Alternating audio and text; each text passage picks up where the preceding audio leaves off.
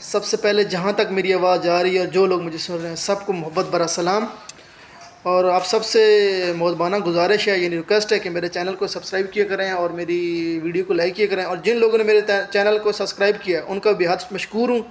اور ان کا بے حد شکریہ۔ تو میں ایک یعنی زیادہ تر جو اسلامی پوائنٹ آف ویو ہے اس کی طرح سے ویڈیو بناتا ہوں اور اس کے اوپر بات کرتا ہوں، تو آپ میرے چینل کو سبسکرائب کیا کریں اور لائک کیا کریں۔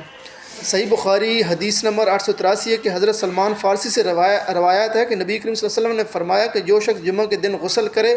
اور خوب اچھی طرح پاکیزگی حاصل کرے، تیل لگائے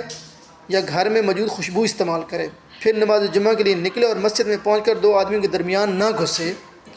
پھر جتنی ہو سکے نفل نماز پڑھے، اور جب امام خطبہ شروع کرے تو خاموشی سے سنیں، تو اس جمعے سے اگلے جمعے تک کے گناہ معاف کر دیے جاتے ہیں۔ سبحان اللہ۔